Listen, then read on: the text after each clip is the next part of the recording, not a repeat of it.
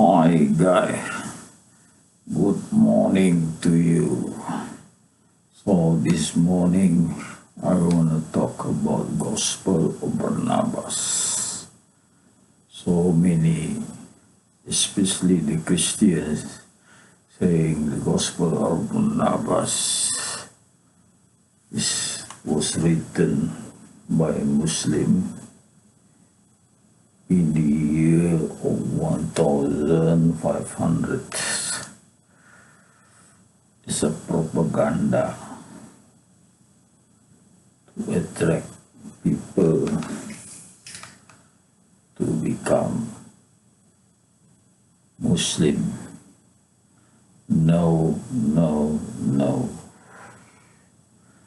There is no way a Muslim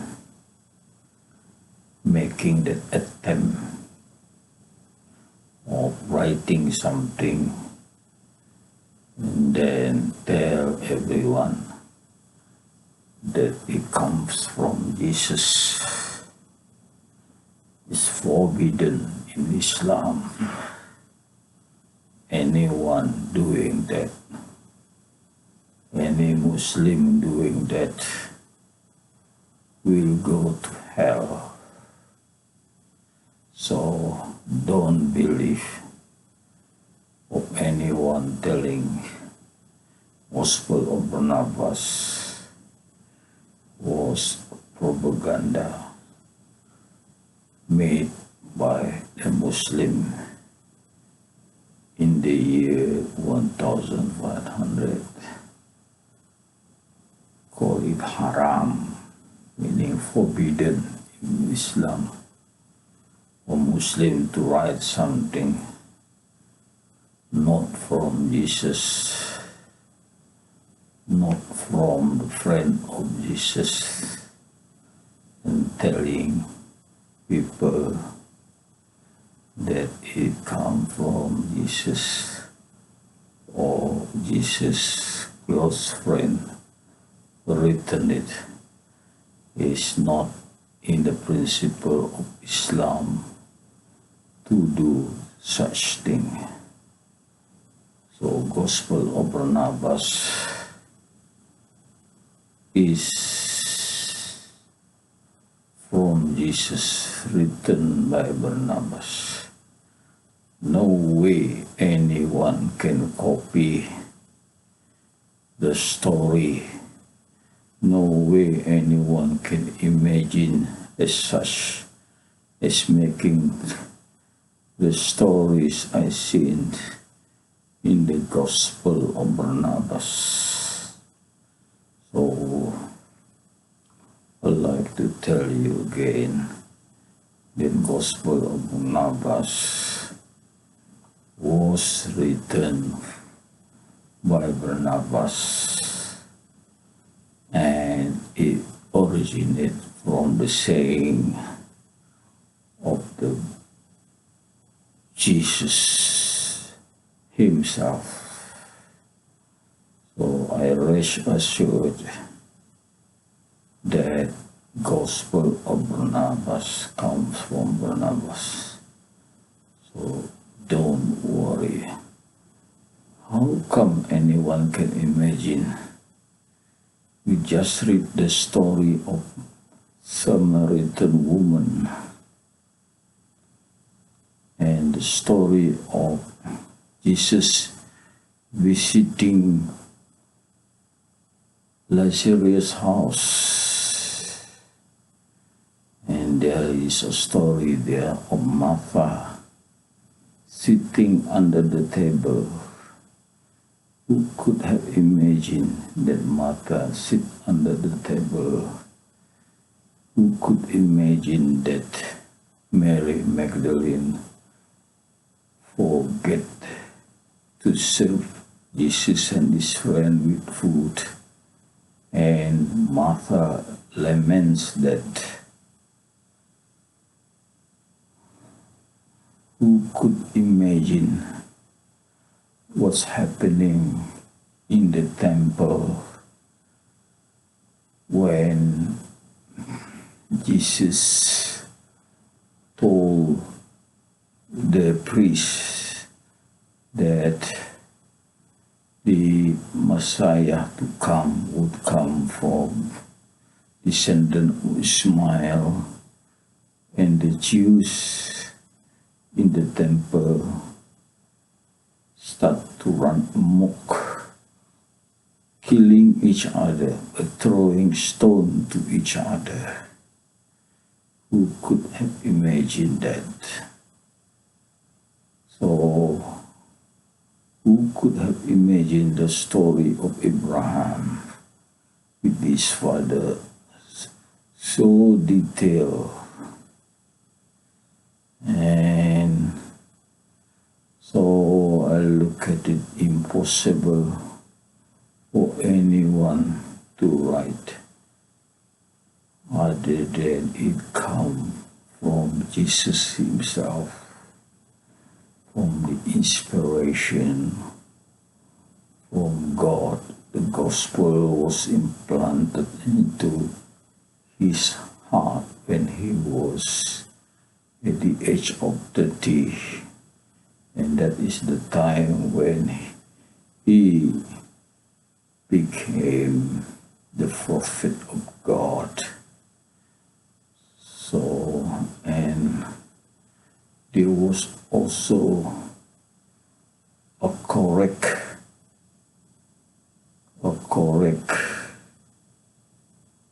story of God says to Moses, I am that I am. You compare it to the Canonical Bible, you see the difference in the Gospel of Barnabas and the Canonical Bible. So even the people who tried to copy it couldn't copy it as good as the original copy in the Gospel of Barnabas. So is the story of Samaritan woman. Someone tried to copy it in the Canonical Bible. It's not as good as the original story. The original story had meaning, and the Canonical Bible only says that the story is really bad story. So, people criticizing about where about Galilee is Nazareth, and in the Gospel of Barnabas, Jesus sail to Nazareth and embark in Galilee and sailing to Nazareth. And they say, the critics say, how come they sail when Galilee is on land? Or they worry about the word sail. Sail could mean trouble.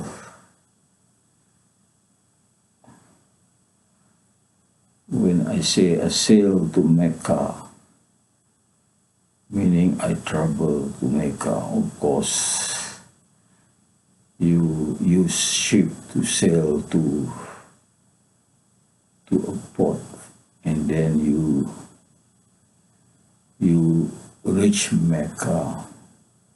You have to walk to Mecca from the port or take the taxi. So who would bother to write, I stop at say Jeddah and then take a taxi to Mecca? So normal writing, the way the people write, just say, I sail to Mecca. Why worry about Mecca being 60 miles from the sea and start to ride. I stopped at this spot and then ride a horse to Mecca. Or normally people just ride. I sail to Mecca. It doesn't mean Mecca is the seaport or the same thing as Gospel of Barnabas, when it is said Jesus sailed to Galilee, but they say cannot be true. It's false because Galilee is not the port, is not the port. It's not the city port. Don't worry about it. You just skip it. Just accept sail mean trouble to Galilee, using first ship and then maybe walk from the port to Galilee. So why bother about saying it's not true, because Galilee is away from the sea. It's not very far away, but away from the sea. So why worry about the detail? Most important is we sail to Galilee. So another thing, they dispute about the Messiah. Barnabas say Jesus Christ. So they interpret Christ as Messiah. But Christ mean in the Quran Al-Masih. Al-Masih doesn't mean Messiah. It's not the same word. Look, sound almost, but it's not, because the Muslim even refer Dajjal. So Dajjal is the coming Antichrist. They even say Dajjal Al-Masih, Jesus Al-Masih. So Al-Masih mean more of like famous. Of course, Jesus is famous man, well known. And Messiah is different meaning. Messiah is more like a great successful prophet. If you look at prophets before Muhammad, they were not successful. Just a limited success. But if you look at Muhammad, the Muslim, how many Muslims are there in the world? So Messiah is this successful prophet or the great prophet. Because Muhammad had more followers than many other and the prophets before them. You just imagine, you just look at Noah, how many people had believed him. So all the people who had believed him was in the ship sailing, saved but saved in flood by the ship. So how many of the flowers in the ship? Maybe less than 100 people. That's all. Or 200. And there are also animals in his ship. So not many. So we cannot see Noah was a successful prophet. Many people don't believe. And Jesus, he said in the end, his followers, only 30 people remain. And the rest were killed. So it's not a successful prophet. And Jesus, being a prophet only 3 years. Okay, guy, I have enough of talk on Gospel of Barnabas. Yes, Gospel of Barnabas. Some critics say is the teaching of Islam in the Gospel of Barnabas. Yes, Jesus is a Muslim. Surely his teaching is Islamic teaching. Thank you very much for being with me.